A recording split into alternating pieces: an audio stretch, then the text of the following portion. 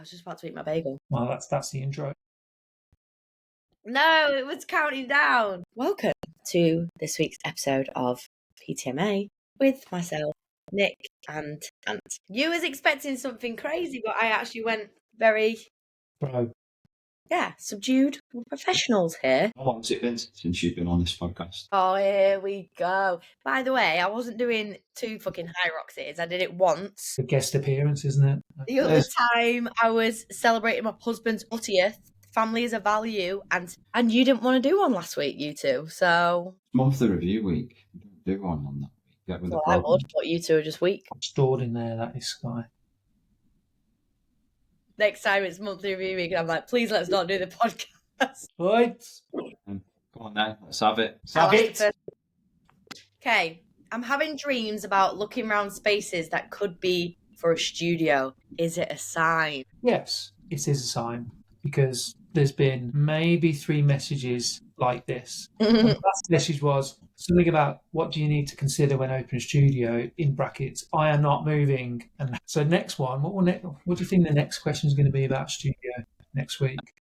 What kit should I be looking at for a studio? That's the next one. And So- next question. What coaching software would you recommend for online coaches? Sky. Right, I think it depends on what you're going to use it for most. If you're going to use it for programming, are you going to use it for nutrition? Are you going to use it for habits? I mean, they're all pretty similar. Personally, I haven't used all of them, obviously, but for programming, I think True Coach is top. I also use that for nutrition because I figured out how, but I wouldn't recommend if you're just doing nutrition to use True Coach because it doesn't make sense. If you are doing nutrition, you've got things like, what's it called now? Apotheo. I think that's one that one of the coaches I work with uses. Then you've got Trainerize. You've got My PT Hub.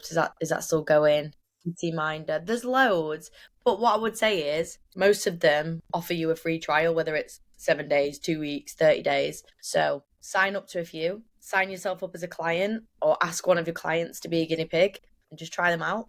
They're all much of a muchness, I think. Or Everfit, fucking hell. If I don't mention Everfit, everyone will have an absolute heart attack, won't they? Everfit. Trainers seem the most popular now. How would you get clients to complete a critical feedback survey? How would you phrase the message in the client group chat? Yo, fam, what you saying? Fill out my survey, bro. Something like that. Now, be really open and honest. So, the way I would phrase it is I'd send a message to the group chat and just say, just to let you know, in a week or so set them up for it. I'm going to send you out a link that I need you all, every single one of you, to fill in. And the purpose of that is to give me critical feedback to really help me develop as a person, as a coach, and develop the business. I'm a small business, and every bit of feedback from you will help me develop, especially the critical part of that feedback. It's really important to me. So if you value myself, you value me as a coach, you value the service, please spend 5 to 10 minutes doing it, because it's going to be massive in terms of my development and the business development over the next 6 to 12 months. Just give me a bit of a thumbs up that you've read this message, and I will email it you all on Friday. And then I would follow that up with a personalised message once you've sent it out, and remind them in every session. And anyone who doesn't fill it out, get them in a headlock, especially if they have hair, and give them one of them little fucking head scratches. You know, one of them on Sky. What's that called in jiu-jitsu? We're not allowed to do that in jiu-jitsu. Shit sport, that. Next question. What do you do if they don't have hair? That'd be like Chinese burn, wouldn't it? Yeah. Next question, please. What non-fitness related hobbies do you have? What are your hobbies? No, I want to hear from you, Anne. What's your hobbies? My main hobby is, it's still fitness related, isn't it? But I coach kids football. That's not a hobby. That's my biggest hobby and takes up the majority of my weekends. Watching my son play football and watching my daughter was dance, but probably now spending time with my daughter. It's fitness, isn't it, in the gym? What other hobbies do I have? I actually sadly don't really. Other hobbies? No, I lead quite a boring life of around fitness, mentoring, and football coaching. So if you had more time, would you have a different hobby? Say that again. If you had more time, would you take up a a different hobby? I did put on my goals that by the end of quarter one, I want to get back into some form of boxing or MMA, probably boxing. So yes, if I had more time, I'd be probably at 1 or 2 boxing sessions a week. So more fitness. Yeah, it's quite sad actually, isn't it? No, it's okay to have fitness-related hobbies, but it's okay to have non-related fitness hobbies. Yeah, like just not really nothing else. Like when people say like enjoy DIY or gardening, I'm like, how do you enjoy that? You know what I mean? But each to their own, Sky. What about you, Nick? Mine's very fitness related. No. Very fitness related. It's not until someone asks these questions that I feel quite fucking boring. No, because hobby. I do like renovation. Yeah, I was going to say that. You're a bit of a fucking... I do like... Bob the Builder. I am interested in it. Is it a hobby? I don't know. Some days I can't be asked, but then other days. I do like renovation. Yeah, renovating. I'm quite interested in that. What about you, Sky? What hobbies do you have that are non-fitness related? Tattoos. Would you say that's a hobby, though?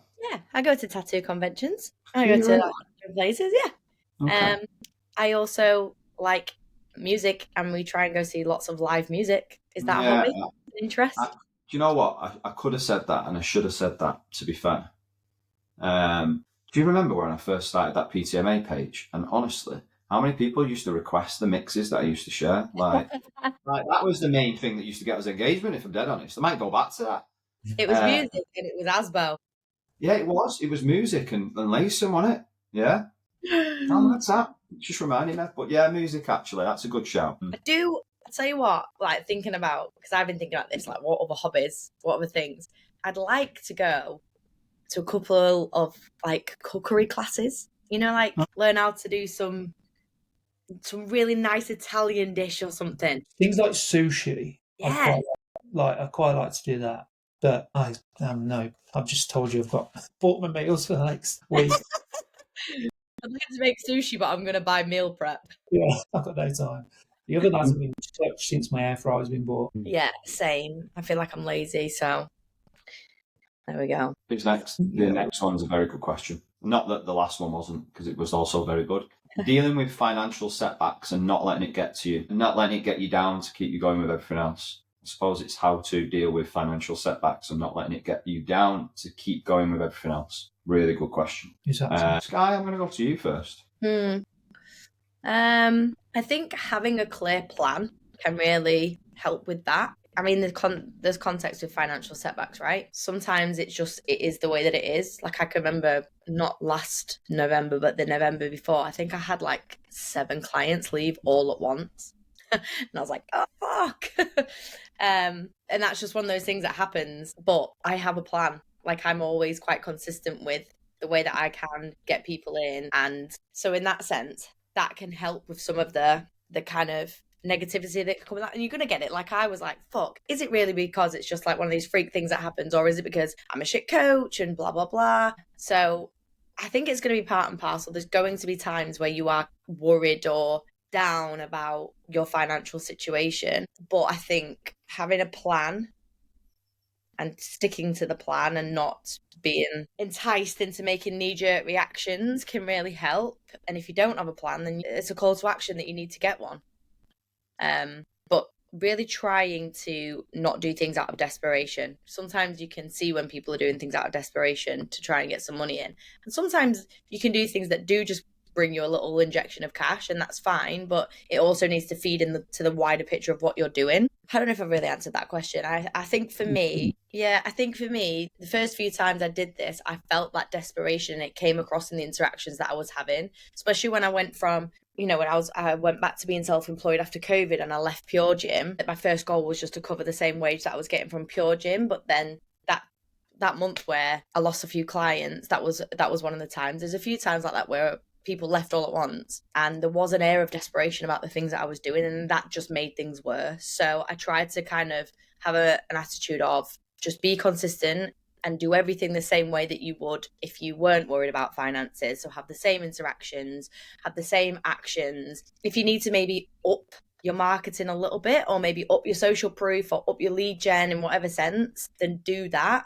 but not in a way of, oh my God, I'm just going to take anyone and anyone on, or oh my God, I'm going to do this 8-week fat loss course, even though it's not in your values at all. So yeah, I think you've got to come back to your values and you've got to stick to your plan. Thoughts, Nick? Anything you would add? The only thing I would add into that is if you are paying yourself based on the highs and lows of each month of your revenue, like Sky said there, you're probably going to fall into that point of panic. If you first of all understand that your break even and living costs, and then pay yourself based on that first, and then incrementally start to creep that up. For example, right, if you took $5,500 in revenue this month and you took all that money personally, and then next month you have, let's say, 4 clients leave, and now you're down to 4.5, that's directly affected your lifestyle. Where if I'm earning $5,500 this month and I pay myself 4, then next month I pay myself 4, next month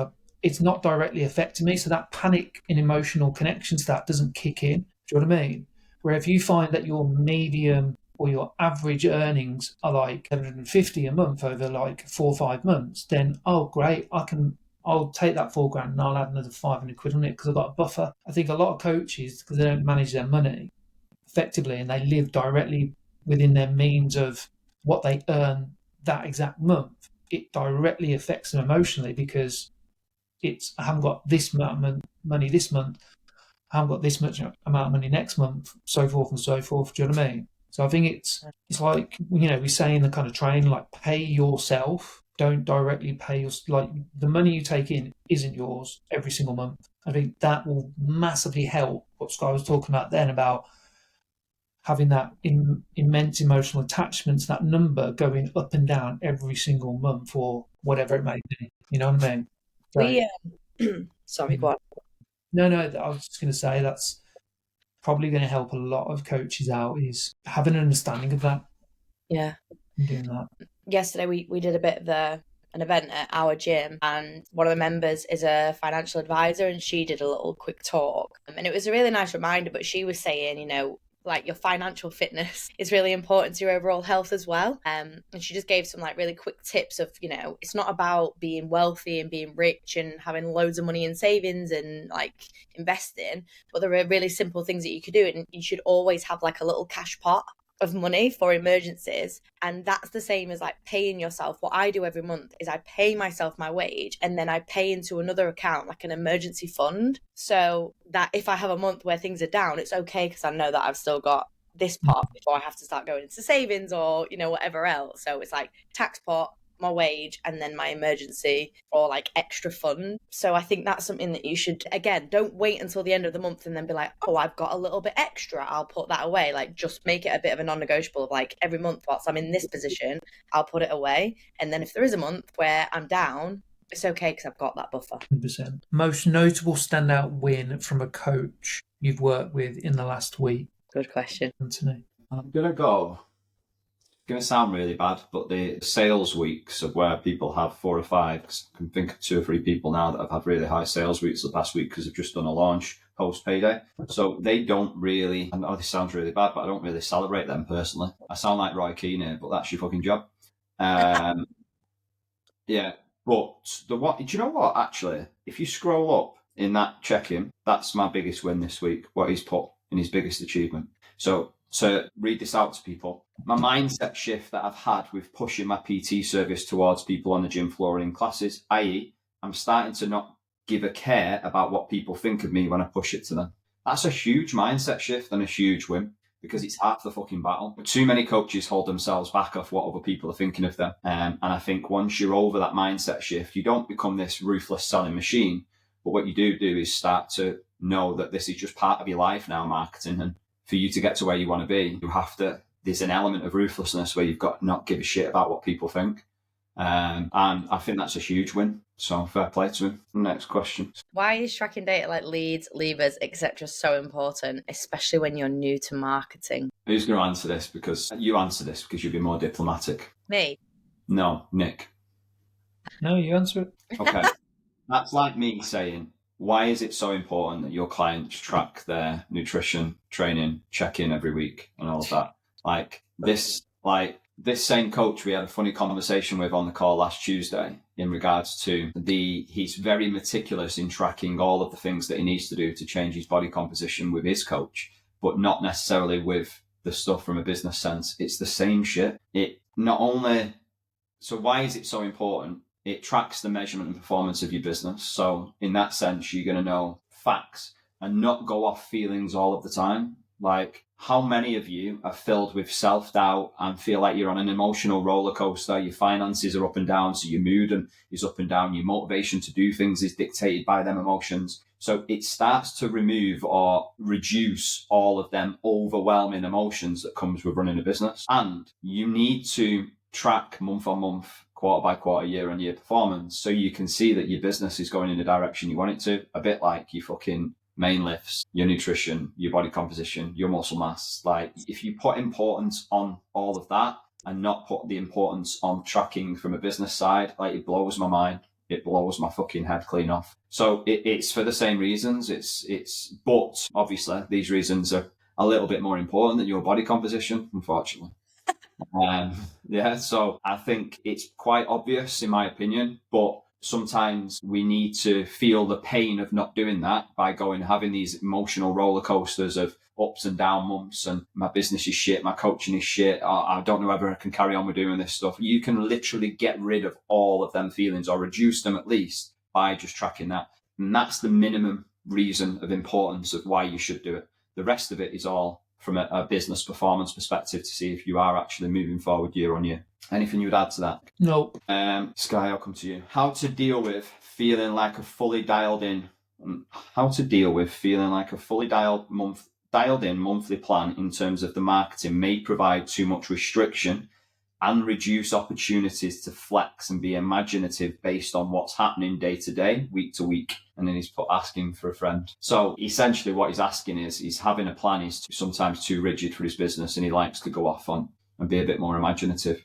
Sweet. Well, how to deal with that? Having the plan helps with your schedule, right? It helps you with plotting everything in. But I think you need to also leave time to either have time where you're not working, and that's where the imagination and the creativity comes. Like, I sometimes get the best ideas when I'm not in my business, when I'm in the shower, or I'm on a walk, or I'm out for lunch, whatever it might be. I'm having conversations with people. I'm like, that's a really good point. That's something that I could use in my business. So I think having that time where you're out of your business can help with that creativity, or having time in your business as well as like backup for if you're like, I've had a really great idea that wasn't in my plan, but I really want to run with it. But I've got this hour on Friday that's free, or this 2-hour slot where I can do any overspilling admin, or I can sit down and create this lead magnet, whatever it might be. That's how I personally, because I am like this, I will get a million ideas throughout the week, even though I've got a plan.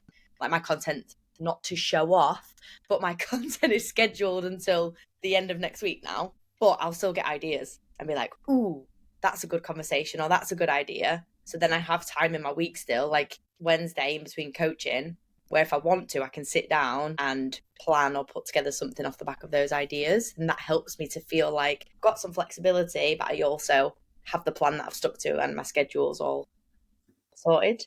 Does that make sense? Yeah, it makes sense. But also, like, although a plan is restrictive, it should be meaningful. So It should be led from something that means something. It's not just going, oh, that's an idea, let's just do it, right? Which is great to have that. I think a level of impulsiveness is a real strength, right, in a leader. And that's what, if you're leading a business, that's like, we're going to be impulsive, we're just going to try this. And I think that level of impulsiveness and action sometimes can be a real strength, but doesn't mean to say that you need to do it now. No. And I think a lot of coaches, like, you'll get an idea and be like, right, well, that's not working or not work, so I need to do this. And that's not working and not work, so I need to do this. I think the problem is it's not more, it's less around the rigidity of a plan and more around seeing something through. And if it works, repeat it. Because a lot of people start a plan, don't see the return, don't follow up on it, so don't have a value in it. And I think it's more value on the plan than it is the problem with the restriction in the plan. What are your thoughts, Nick? Yeah, I'd agree with both points there. I think a plan will probably more often than not create more opportunity for creativeness. There's a difference between restrictive and being reactive, isn't there? You know what I mean? Well, that's a belter, that. Well done, you. I think you've written We'll that be down. clipping that one. Right. Yeah, I think, like Sky said there, like there's the great thing about being ahead, and that's different for everybody, right? Someone might get 3 days ahead and that be enough. Someone might get 2 weeks ahead, and whatever it may be. But the key part about that is that it relieves the pressure of being reactive and forced from a content perspective, but then from a overall marketing point of view, if you never follow through on the plan, you're never going to know it works or not. And you're never going to learn anything. You're just going to default back to, more often than not, a reactive state, which, if you're kind of searching for more longevity and security, isn't going to get you that. So there's got to be some faith and some give and take on that side of things. So I definitely agree that not having the ability to and room to move and flex and be inspired by certain events or conversations, ultimately, if you haven't got something dialed in and you're not following milestones in a timeline and you're not tracking off the back of it, you're never going to learn what's truly going to get you probably where you want to be further down the road. So, yeah. Next. How long should you use the same lead magnet? Anthony. I would say a minimum, right? Oh, it depends in the context of this, because listen, how long did we use that lead magnet on an ad for? That fucking checking one, about a year. I used 2 for about 12 months each. Yeah, so it depends. If it goes well, if it's on a paid ad, for example, and you can keep repurposing it and it goes well and it keeps going well, then it's hard to put a time on it. But I feel like if potentially your motivation to push it from a messaging perspective organically on the front end starts to wane a little bit, I would say 30 to 60 days. I'd say 30 days minimum. And this is not, I'm sure there's something out there where you could find some evidence about it, but in regards to the effectiveness of the message to the same audience or a new audience. But I would say for you and your, generally after working with thousands of coaches on this, like 30 to 60 days is about the norm. 30 days purely because that gives you a full month run through to check back on the data to see how it's done. And then an extension of it if it's doing really, really well, and you don't mind still talking about it and you've still got the energy and enthusiasm, motivation to push it. I think it really boils down to you and your personality and how much you can show that motivation and enthusiasm to push it and really oversell it at points, because that's the issue most of the time. Is a lot of coaches put a lead magnet out and expect it to do the work, and it doesn't, because you haven't pushed it enough consistently over time. So yeah, that's what I would say. Anything anyone would add? Brilliant. When you make it simpler. When you make it simpler, it's always going to be hard if you make it harder for yourself. You dial into a main thing, you back yourself in the main thing, and then you deal with all of the other parts of your job on that, in them areas. Make it as simple as possible for yourself. If you're having multiple things and focusing your time and energy in 10, 11 different places, plus you've got a family and a kids and all of that, make the whole role simpler by having one main offer, marketing for that one main offer, looking after your clients, developing the side of the service that needs developing off the back of feedback from your clients of which one that they've told you needs developing more, and then enjoy your coaching, then it will become slightly easier. But if you've got multiple things going around and you don't know where you're pulling yourself from pillar to post of priority and objective, it's always going to feel hard. Anything you would add to that, Nick? Nope. Sky, next question. How to help clients stop calorie tracking and trust their intuition more in maintenance phase? Yeah, this is a good question. I think there's a couple of ways you can do this, but the fundamental thing that people need to feel like they can leave calorie tracking is they need to have some sort of routine and plan with their food. And that's what trips most people up, especially clients that come to me. There's an element of other things going on, but most of the time, if someone doesn't know how to eat without tracking, then we need to focus on them knowing how to eat, to put meals together, to have a routine and things that they rotate through, and the portions are fairly consistent. And then all they're doing with an app is using the app to check, have I got enough protein each day? Have I got enough carbs to fuel my training? Whatever it is that they're looking to achieve. And if not, then they're tweaking their portion sizes. The app shouldn't be dictating to them. They should be dictating to the app. And that's where people struggle to move away from it. So you have to come up with essentially some sort of like plan of meals, particularly Monday to Friday. If they have that and they have a bit of a foundation of routine, then they should naturally start to come away from it anyway, because they're eating similar things. But another way that you could do it is you could just gradually remove it. So you could start with maybe not tracking one meal per day. So it might be that they don't track breakfast, they just do lunch and dinner. And then they don't track breakfast and lunch and it's just snacks and dinner, whatever way you want to do it. It could be that they one day a week stop tracking, so every Thursday they don't track, and then every Wednesday, Thursday, and then you gradually bring it down. That would be how I would do it with somebody, is a gradual reduction of removing that side of tracking. But that will only work if they have some form of routine in place and habits that they're working towards, that they know that they're aiming for with each meal and each day. That's Nick, shall I ask you the next question? Whatever you want to do, Anthony. How do you guys manage your scheduling of your work days and social life? Don't have a social life, right? The answer is don't have one. Give up, right? How do you guys manage your scheduling of your work days? Ours is pretty standard. I think it's getting in the most important things and recognizing the work blocks that need to be put in, and making sure they're, for the vast majority of people, it's like anything in regards to a client starting working out in the gym or someone starting to track their food. You want to create as much ease as possible. With that, you want to take away probably making a lot of different choices or trying to make between a lot of choices. So I would get something really, really rigid in, so then you can be less rigid later down the line. So you can be flexible with those things. And it's about having boundaries as well and recognizing those things that are most important to you and not compromising on those. So there has to be a balance, and that's really difficult when you're self-employed, and sometimes it will be out of balance, and I think that's got to be accepted at some points. But I think micromanaging on the front end will lead to more flexibility and forming habits later down the line, personally. And it's also looking at maybe the 20% of your actions, which is going to get 80% of the results as well. Pareto's principle, yeah. Yeah, that's the dude, isn't it? Because I think you probably look at things that you like to do and want to do and ignore the stuff that is actually going to move the needle forward quicker. Naturally, all of us do. So that's how I would manage. So I do manage. That's how I would if I had a social life. Well, have you done this thing, Nick? Just worked. How do you do it, Sky? Anything you do? Very similar. Very strict with, okay, I'm not working at this day and time. So if I want to book something in that I enjoy, if, someone says, are you free this week to go for a coffee? Then I'll be like, yes, in these days and times.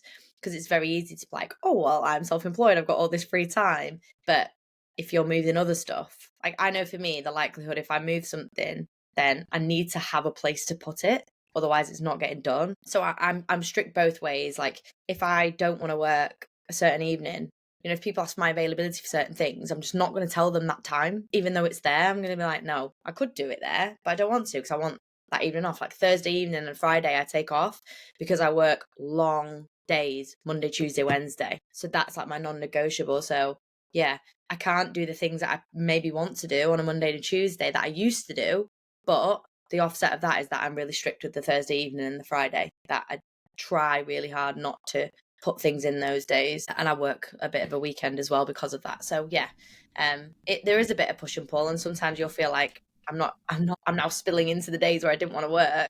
That might be just a temporary thing. And if it's not, then you need to sort your shit out and pull it back. So yeah, nothing different really. Great. Next question.